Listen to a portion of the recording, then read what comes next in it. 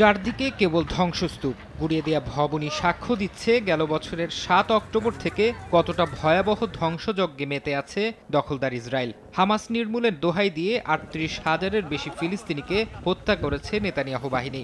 আন্তর্জাতিক আহ্বানের তোয়াক্কা না করে সোমবারও উপত্যকাটিতে তাণ্ডব চালিয়েছে তারা। এতে প্রাণ হারিয়েছেন বহু ফিলিস্তিনি।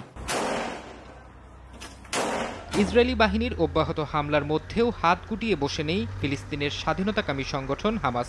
গাজায় নেতানিয়াহু বাহিনীর বিরুদ্ধে প্রতিরোধ চালিয়ে যাচ্ছে সংগঠনের যোদ্ধারা। এতে বাড়ছে সেনা সদস্যদের হতাহতের সংখ্যা।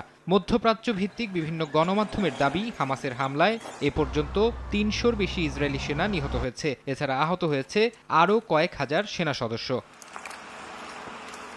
ইসরায়েলি হামলার কারণে খাবার, পানি, ওষুধ ও চিকিৎসা সরঞ্জাম সহ জরুরি জিনিসপত্রের ভয়াবহ সংকট আগে থেকেই চলছে অবরুদ্ধ উপত্যকাটিতে। ৫০ দিনের বেশি সময় ধরে রাফা ক্রসিং দিয়েও প্রবেশ করতে পারছে না ত্রাণ।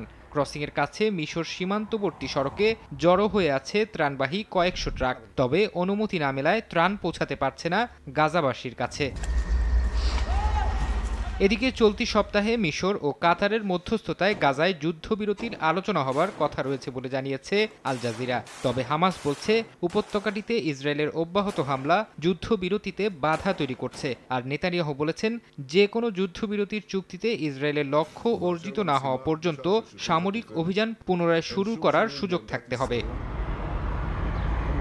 গাজায় দ্রুত যুদ্ধবিরতি ও দ্বিরাষ্ট্র সমাধানের আহ্বান জানিয়েছেন যুক্তরাজ্যের প্রধানমন্ত্রী কিয়ার স্টারমার। ইসরায়েলের প্রধানমন্ত্রী বিনিয়ামিন নেতানিয়াহু ও ফিলিস্তিনের প্রেসিডেন্ট মাহমুদ আব্বাসের সঙ্গে কথা বলার সময় এই আহ্বান জানান স্টারমার। যুদ্ধবিরতির আহ্বান জানানোর পাশাপাশি জিম্মিদের মুক্তি এবং সেখানকার বেসামরিক মানুষের কাছে মানবিক সহায়তা বাড়ানোরও তাগিদ দেন নতুন ব্রিটিশ প্রধানমন্ত্রী।